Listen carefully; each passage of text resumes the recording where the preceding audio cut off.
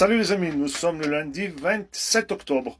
Je ne sais pas si vous avez vu ce week-end sur les infos de TF1 et de France 2, il s'est passé deux petits faits majeurs, donc je pense que le vent tourne, sur la matière organique dans les sols sur TF1, où ils ont dénoncé qu'il y avait de moins en moins de matière organique dans les sols, surtout en zone céréalière, ce que je vous dénonce depuis très longtemps, puisque depuis qu'ils n'ont plus d'animaux, ils n'ont plus de fumier, donc ils n'ont plus de matière organique à mettre dans leur sol, et ils essayent de le remplacer par des engrais chimiques qui ne marchent pas.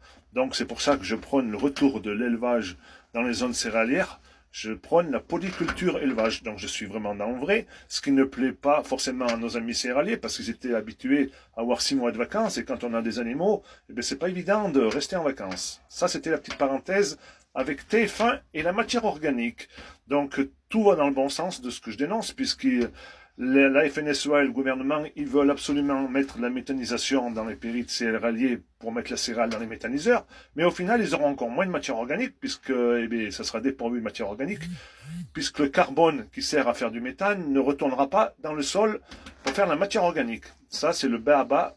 Il n'y a pas besoin d'avoir fait l'ENA aux Sciences Po pour le comprendre. Le plus important dans un sol, c'est le C sur N. Il faut qu'il y ait plus de carbone que d'azote. Sinon, il n'y a plus de vers de terre, il n'y a plus de champignons, il n'y a plus de vie microbienne et les rendements baissent. Après, je voudrais revenir sur France 2. Hier soir, ils ont parlé de l'intelligence artificielle qui va être stockée dans les data centers. D'ailleurs, je remercie mon ami le Belge qui me l'avait déjà expliqué ça. En Belgique, déjà, il avait vu qu'il y avait d'énormes réservoirs d'eau pour refroidir les data centers. Donc il faut savoir qu'à l'avenir, il y aura de l'intelligence artificielle de partout, puisque l'intelligence artificielle a de grandes chances de remplacer l'humain, parce que c'est Harari, le maître d'œuvre, le successeur de Soros, qui est à la tête de tout ça. Donc cette intelligence artificielle qui est emmagasinée dans des gros data centers a besoin d'énormément d'eau pour être refroidie. Sinon ça ne marche pas, sinon les data centers ils vont exploser.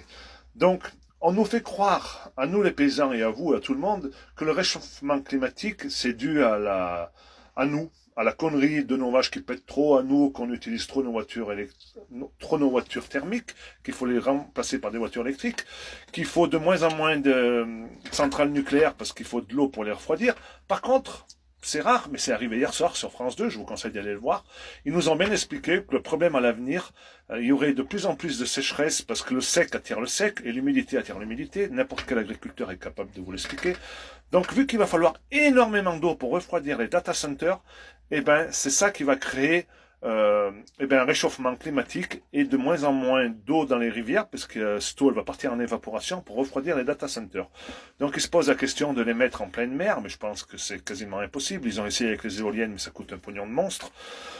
Donc voilà, l'intelligence artificielle, elle va boucler la boucle si on les laisse faire. Et en plus de tout ça, c'est qu'il va y avoir des antennes 3G, 4G, 5G, 6G, jusqu'à 10 ou 12G de partout. D'ailleurs, je vous conseille de suivre mon ami Luc Offray qui l'explique très bien, parce que toutes ces ondes électromagnétiques ne sont pas bonnes pour nos animaux, mais elles ne sont pas bonnes aussi pour les humains.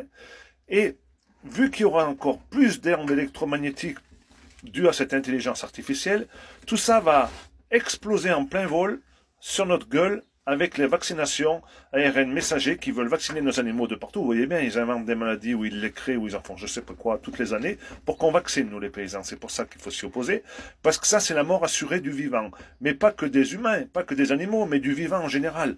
Des céréales, de tout ce qui a des cellules sur Terre et qui craint les ondes électromagnétiques.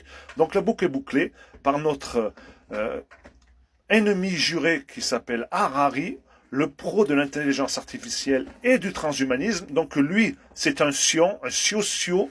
Il est pire qu'Hitler, il est pire que tout le monde, parce que lui, il manœuvre très bien en sous-marin pour faire éliminer au moins 80% des humains sur Terre. C'est ça son but.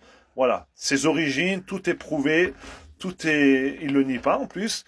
Donc, pour une fois que à la télé, il se passe quelque chose, voilà, mais personne ne l'a vu, parce qu'il faut connaître l'envers du décor pour décortiquer où ils veulent nous emmener.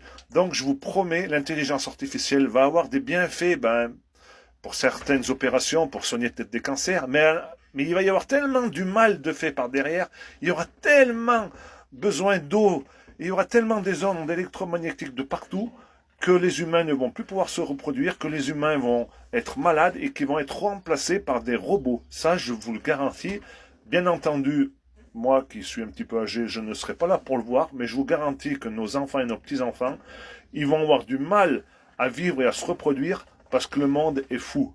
Le monde est fou, il est détenu toujours pareil par les mêmes qui veulent nous anéantir. Et je vous promets qu'Harari, c'est le top niveau.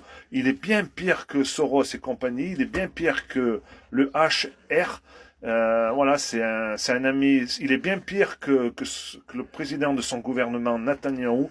Lui, il fait pas de bruit, mais je vous garantis qu'il est là pour nous exploser la gueule et nous anéantir. Et avec l'intelligence artificielle, ils détiennent l'arme qu'ils ont toujours rêvé d'avoir. Donc là, on nous fait croire qu'il va y avoir la guerre avec Poutine, que Poutine est le grand méchant. Le grand méchant, le plus grand des méchants, c'est Harari avec l'intelligence artificielle. Je vous promets qu'ils vont arriver à nous remplacer. Ils vont faire des choses de ouf si on les laisse faire. Mais voilà, positivement, je pense que l'humain va s'en remettre, qu'il va, comme toujours, être au-dessus de la connerie humaine, et je l'espère. La bise.